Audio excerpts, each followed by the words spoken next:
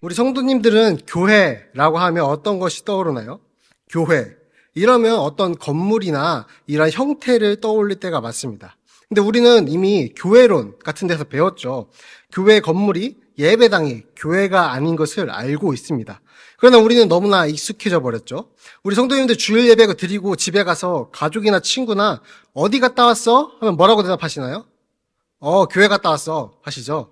이게 계속 쓰다 보니까 너무 자연스러워진 겁니다. 저도 마찬가지입니다. 오늘 교회 가야 돼. 나 그날 교회에 일이 있어서 등으로 사용하는 것이죠. 그래서 우리는 건물이 아니라 우리가 교회라고 배웠는데 세상이 어떻게 우리를 부르고 있나요? 교회에 다니는 사람들이라고 이상하게 부르게 된 것이죠. 그래서 우리가 세상적인 단어들도 제대로 쓰려고 노력하잖아요. 단어들도 바르게 사용하자고. 그것처럼 우리도 한번 이 교회라는 것을 제대로 사용해 보는 것입니다. 고린도전서를 통해서 보면 그때는 교회라고 이름 지어진 건물이 없습니다. 근데 교회는 존재했어요. 하나님의 교회라고 표현하는 부분이 있습니다. 그 이단 말고요. 이것처럼 교회는 그리스도 예수 안에서 거룩해지고 성도라고 부르심을 입은 자들이 교회라는 것입니다. 예수님 믿는 모든 사람들이 교회라고 해요. 우리는 항상 같이 하는 신앙 공동체가 무조건 있죠. 성경에 나 혼자 남은 것 같아요 하나님이라고 표현하지만 결국에는 하나님께서 남은 자들을 준비해 놓으신 것을 통해서 우리는 항상 함께하는 공동체가 있는 것을 알고 있습니다. 그렇기에 교회는 모든 믿는 사람들을 가리키고 있습니다. 동시에 교회는 하나예요, 하나. 예수님의 몸된 교회로 이제 교회가 궁극적으로는 하나입니다. 그래서 우리가 그리스도의 신부가 된다고 하잖아요. 그래서 마지막 날에 이제 재림하고 천국에 갔을 때 그 신부가 수십여 명이 있는 게 아니라 우리가 하나 된 교회로 신부라고 표현되게 되는 겁니다. 그래서 이제 우리가 있는 곳은 하나 사랑의 교회의 예배당인 거죠. 예배당. 우리가 이 교회라는 표현이 익숙하기 때문에 앞으로 바꾸기 어려울 수 있어요. 그러나 이제 교회 건축한다 합니다. 혹은 교회 개척합니다. 이러한 문구를 볼 때 예배당을 짓는 거구나. 이 정도만 실천해 주시면 좋을 것 같습니다. 그러면 이제 우리가 읽은 사도행전의 이 부분 교회라고 칭함받은 우리가 어떻게 살아가고 행동해야 하는지 잘 보여주고 있습니다. 근데 제가 원래 대화라든지 설교 때 몇 가지로 정리하겠습니다 이런 거 잘 안 하지 않습니까? 그죠? 제가 이제 왜 그러냐면 그런 거를 잘 못하기도 하지만 제가 제일 친한 전도사님인 동생이 있어요. 같은 교회 청년이었고요. 이제 실명제로 하겠습니다. 박강민 전도사라는 사람이 있습니다. 박강민 전도사. 제가 어떻게 사역하는지 자주 보는 것으로 알고 있는데 그럼에도 불구하고 실명제를 해보겠습니다. 이 친구는 저랑 맨날 얘기하면 형, 지금 말씀드릴 게 3가지가 있어요. 이렇게 말합니다. 심지어 맛집에 가도 형, 이 집이 맛있는 이유가 2가지가 있어요. 이런 식인 거죠. 그래서 제가 가끔 너 데이트 신청할 때 3가지 이유로 고백해서 거절당한 거 아니냐고 놀리기도 합니다. 근데 실제로 무슨 이제 사랑에 대해서 연애에 대해서 상담할 때도 형 제가 이 누나를 좋아하는 이유가 3가지가 있는데 이렇게 말을 하곤 합니다. 아무튼 저는 그런 정리를 잘 못하기도 하고 하나의 스토리로 쭉 이어가는 것을 좋아해서 설교도 스토리 라인을 짜는 편인데요. 근데 오늘은 한번 제가 시도해봤습니다. 이 3가지로 저도 3가지로 이 교회된 믿는 사람이 할 일이 어떠한지 한번 정리해 보겠습니다. 먼저 첫 번째로 배우는 교회입니다. 제가 자막도 넣었습니다. 첫 번째로 배우는 교회입니다. 이것을 자세히 보기 위해서 오늘 읽지는 않았지만 42절을 한번 같이 읽어보겠습니다. 시작. 그들이 사도의 가르침을 받아 서로 교제하고 떡을 떼며 오로지 기도하기를 힘쓰니라. 사도의 가르침을 받는 일에 힘썼다고 합니다. 지금 이 신약의 교회의 태동의 가장 중심축 역할을 하는 분이 성령님입니다. 성령님이 모든 신자에게 임하신 후에 그 증거로 가장 크게 나타나는 것이 사도들의 가르침에 받는 것을 힘썼다는 이야기입니다. 사도들의 가르침이란 무엇을 뜻하나요? 우리 다 알고 있죠? 당연하게도 예수님께서 가르치셨던 그 모든 것이죠. 근데 여기서 이제 43절을 보시면 이 사도들로 인해서 기적과 표적이 많이 나타났다고 언급합니다. 그죠? 이것은 이 사도들의 권위가 이 기적에 의해서 진정한 것임을 확신해 주는 것입니다. 그러니까 쉽게 말해서 이 당시에는 지금 딱 교회가 나타나고 진정한 교회가 나타나는 시기잖아요, 우리가.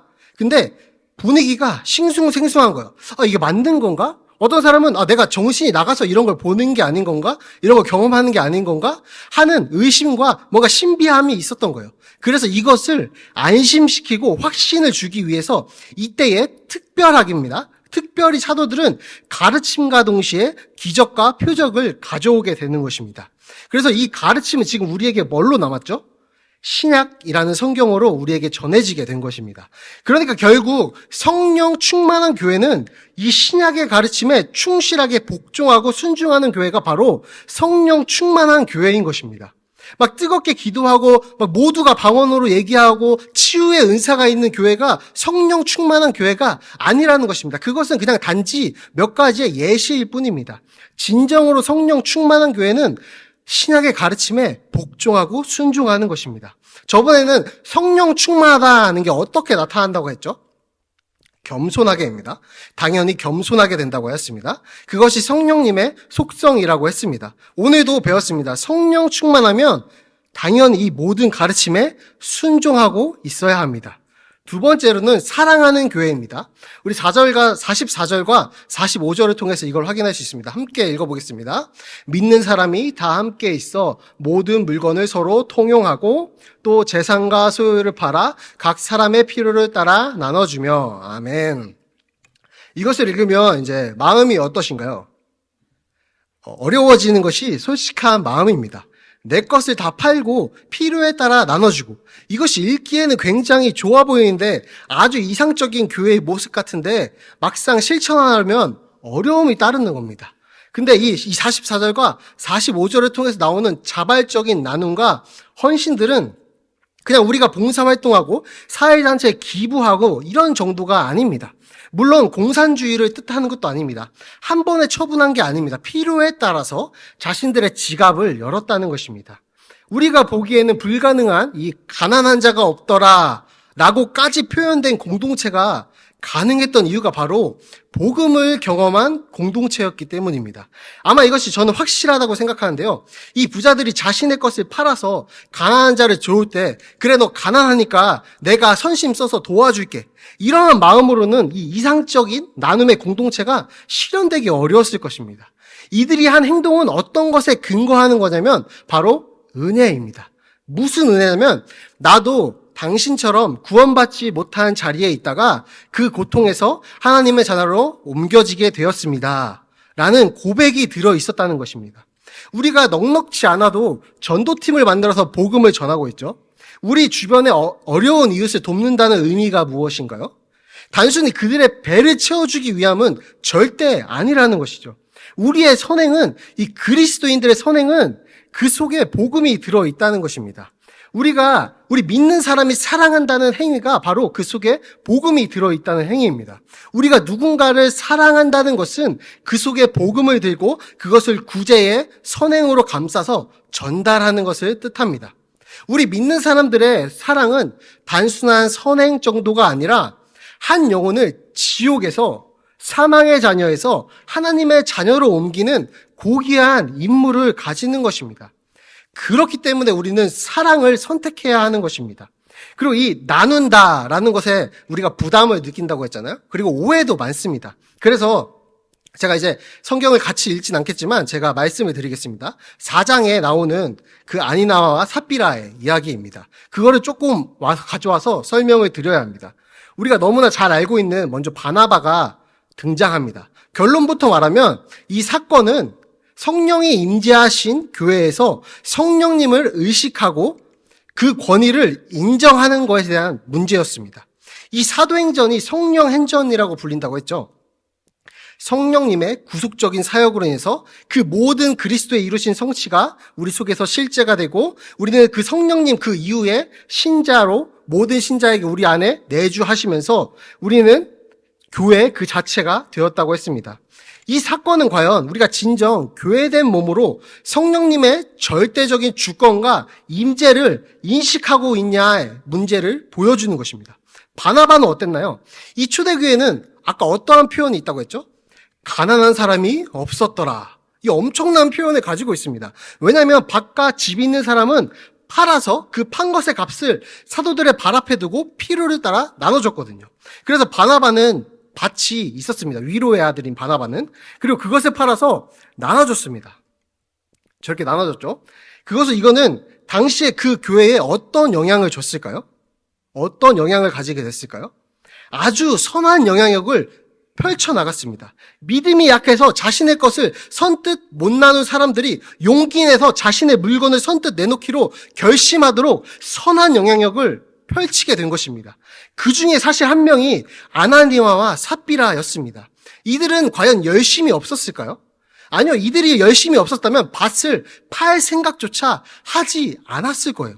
근데 이들이 영향을 받아서 밭을 팔았습니다. 일단 열심히 있다는 뜻입니다. 어쩌면 저보다 이런 점에서 나을 수도 있겠습니다. 근데 지금 어떤 행동을 했냐면 얼마를 감추자라고 했습니다. 근데 이것을 가지고 오해하게 만드는 것들이 예전에는 많았습니다. 저도 들은 적이 있어요. 다 내겠다고 서원했다가 안 지켜서 이렇게 된 것이다. 그래서 서원한 것을 온전히 다 지켜야 한다. 혹은 자신의 재산을 하나도 남김없이 다 교회에 헌금으로 내어야 저주받지 않는다 등의 결론으로 내어지는 것들입니다. 이제는 수정되어야겠죠. 만약 아나니아와 삽비라가 다 헌금하기로 하고 딱 팔았는데 막상 팔고 보니까 지금 어떻죠? 아까운 마음이 드는 거죠. 그래서 사도들에게 이렇게 말하는 겁니다. 우리가 처음에는 사실 다 내기로 마음을 먹었었습니다. 근데 막상 팔고 나니까 우리의 믿음이 연약해서 이거밖에 못 내겠습니다. 라고 했다면 아무런 문제가 없었을 것입니다.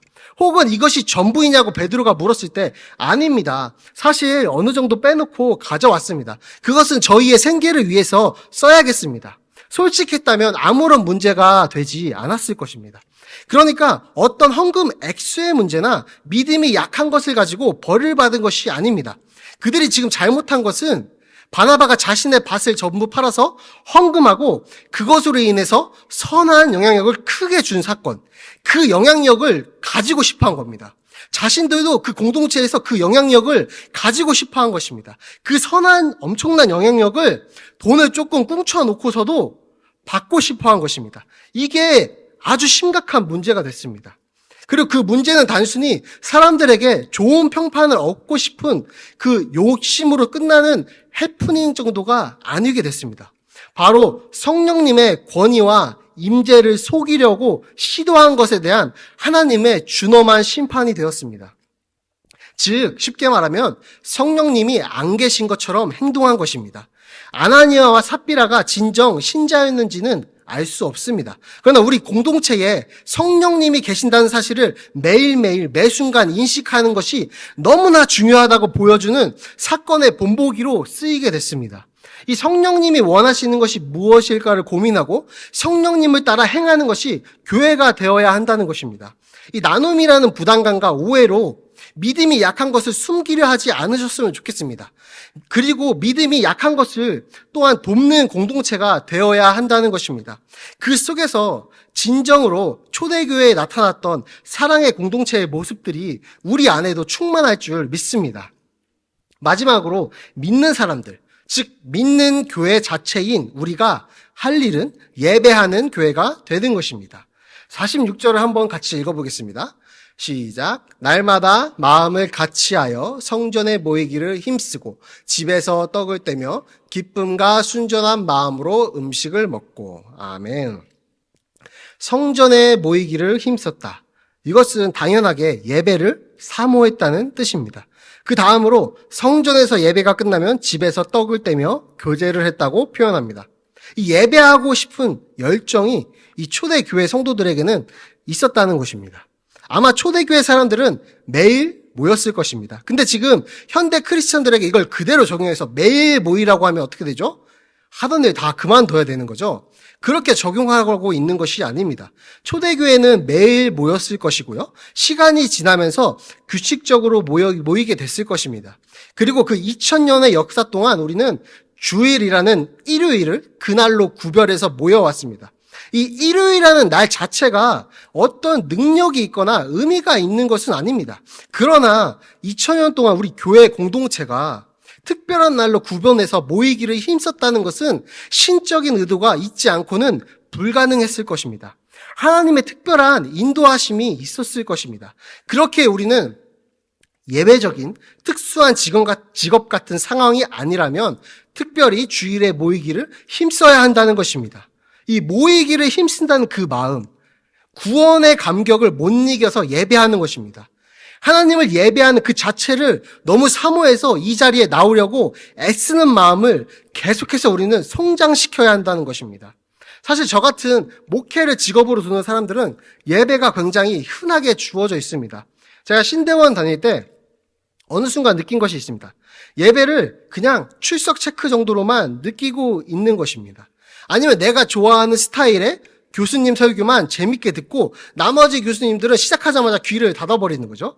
이제 새벽 예배를 경건 훈련이라는 것으로 계속했습니다. 저희는 하나의 과목으로 통과냐 통과하지 못하냐 싸움이었습니다. 그냥 그래서 출석을 위해서만 가는 겁니다.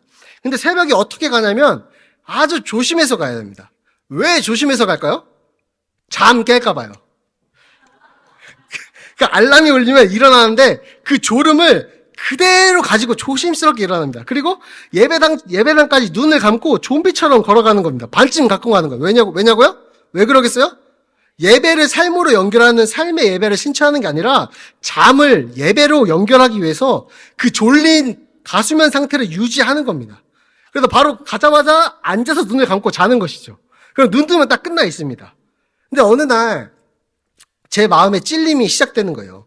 예배가 사실 너무 소중한 건데, 예배는 하나님을 경배하는 그 자체인데, 하나님과 나의 깊은 관계 속에서 임재를 느끼면서 그 영광의 무게를 느끼면서 경애와 찬양을 드리는 것인데, 나는 지금 뭘 하고 있는 건가?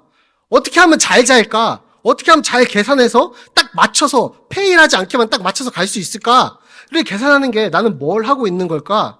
그 영광의 무게를 너무 내가 쉽게 생각하고 있진 않은가 하는 생각이 들었습니다. 그 뒤로는 제가 무조건 이 아이패드를 가지고 다녔습니다.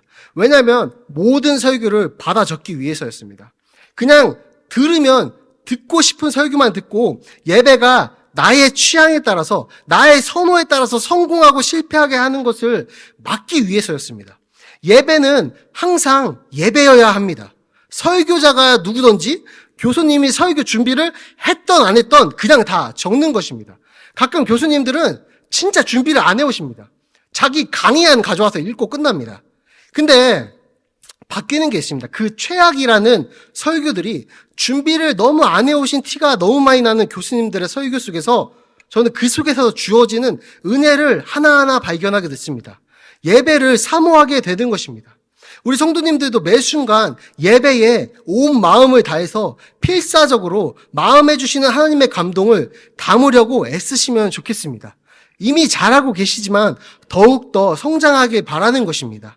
그리고 이러한 예배의 자세를 아까 기숙자의 졸린 상태를 예배당에 가져오는 것이 아니라 그 은혜의 상태를 오늘 성경 말씀처럼 집으로 가지고 가야 합니다. 가서 예배로 인한 성령 충만의 상태를 집안에도 놔두는 것입니다. 예전에 그런 사람들이 많았죠. 교회에서 살고 싶어 하시는 아내와 남편들이 많았죠. 왜 그럴까요? 왜냐하면 집사람, 남편, 아내가 교회에서 너무 천사지만 집에서는 그렇지 않기 때문에 차라리 나는 강대상에서 자겠다라고 표현했던 것이죠. 이게 왜 중요할까요?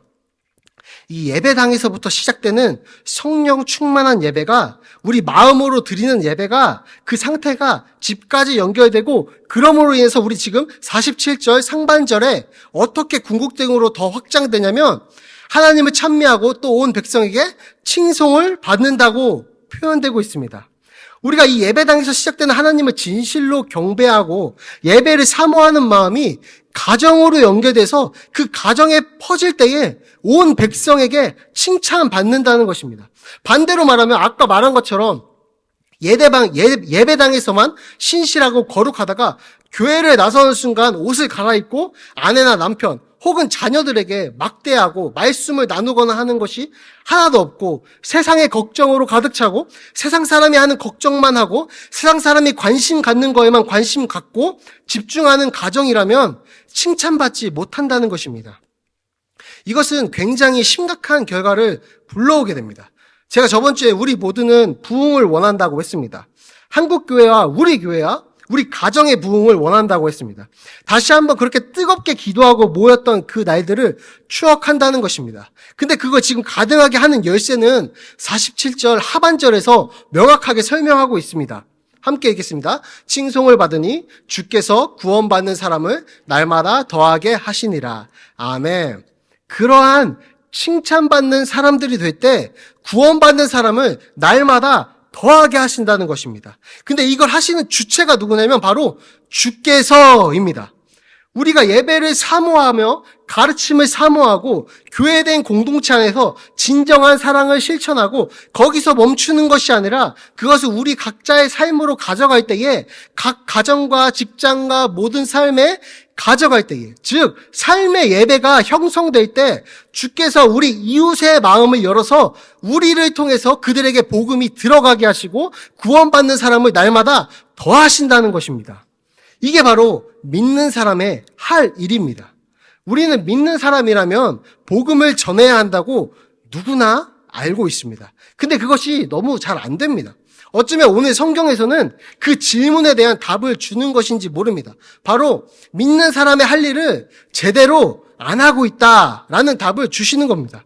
우리는 과연 배우기를 사모하고 서로 사랑하는 것을 사랑해서 실천하고 예배를 너무 사랑하고 있는지, 그것이 내 삶 구석구석에 전달되어서 이 하나 사랑의 교회의 성도님들끼리 나누는 것이 아니라 내 직장과 친구들, 모든 삶의 영역에 잘 퍼지고 있는지 오늘도 다시 한번 마음의 방향을 재설정하자는 것입니다. 제가 몇 번 말했었지도 모르는데요. 우리의 신앙은 다시는이 아니라 다시 한번입니다. 왜냐하면 우리는 너무 연약한 인간입니다. 또 우리는 아마 무조건입니다. 무조건. 방향을 잃고 또 내 마음대로 살아갈 겁니다. 그렇기에 다시는 하나님 방향을 잃지 않겠습니다 라는 결단은 거짓말이 됩니다. 그래서 우리는 항상 다시 한 번의 신앙입니다. 옆에 성도들분들과 이렇게 결단해 보시겠습니다. 주먹을 주시고요. 자, 주먹을 주시고 옆에 성도님들 쳐다봐 주시고 다시 한번 우리 마음을 하나님께로 돌리겠습니다. 다시 한번 우리 마음을 하나님께로 돌리겠습니다. 네, 이제 설교를 맺겠습니다. 우리는 지금 계속해서 이 성령 행전을 따라서 성령님의 구속자적 역사들을 되짚어보고 있습니다. 예수님께서 승천하신 이후에 본격적으로 성령님께서는 자신의 일들을 주권적으로 이끌어 나가시는 것을 우리는 사도행전을 통해서 봅니다. 성령님의 사역으로 말미암아서 우리 모두는 교회 그 자체가 되었습니다. 그리고 그리스도의 몸된 교회로 이 예배당을 만들어서 하나 사랑의 교회라는 이름으로 모였습니다. 그리고 오늘 성경을 통해서 그렇게 모인 우리 안에 성령님이 임재하고 계신데 우리가 그럼 어떻게 해야 하는지 세 가지로 배웠습니다. 첫째, 배우기를 사모하고 교회 자체가 된 우리가 되는 것. 둘째, 서로 사랑해서 자발적으로 구원의 은혜를 나누고 그러한 교회가 되든지. 그리고 세 번째, 마지막으로 예배를 사모하는 공동체가 되어서 궁극적으로 그것이 구원의 통로가 되는 것임을 같이 나눴습니다. 그래서 로마서를 토대로 보면 우리가 그리스도로 말미암아 구원을 받게 되면요, 그 모든 육체의 욕정과 욕망에서 벗어날 수가 있게 됩니다. 그러니까 저를 예로 들면 저는 예수님을 인격적으로 만나고 가장 먼저 느낀 감정은 이제 뭐하지? 였습니다. 왜냐하면 이제 나를 위해서 제가 스스로 뭔가 욕심내서 노력하지 않아도 된다는 걸 깨달았기 때문입니다. 왜냐하면 이미 저는 십자가로 채워져 있다는 것을 깨달아서 더 이상 내 욕심을 위해서, 내 정욕을 위해서 뭔가 애쓰지 않아도 된다는 것을 깨달았습니다. 그래서 그때 느낀 감정이 무엇이냐면 뭘 해야 할지 모르겠다 였습니다. 그것에 대한 유일한 답은 오늘 사도행전에서 성령님께서 신약의 시대를 이끌어 가시는 것을 보면 알 수 있습니다. 바로 성령을 따라 사는 것입니다. 저도 가장 높은 곳을 원했던 욕망을 버리고 성령을 따라 가장 낮은 곳으로 가고자 이 자리에 서게 된 것입니다. 이것이 지금 사도행전이 우리에게 주는 메시지입니다. 어떻게 성령을 따라 사는지 친히 보여주시는 겁니다. 성령을 따라 사는 교회가 어떤 힘을 갖게 되는지, 어떤 영향력을 미칠 수 있는지, 아니면 성령을 따라 살지 못하면 어떤 위험에 빠지게 되는지 친히 알려주고 계십니다. 오늘도 성령을 따라 살기를 사모하고 애쓰는 우리 하나 사랑의 공동체가 되기를 주님의 이름으로 간절히 소망합니다.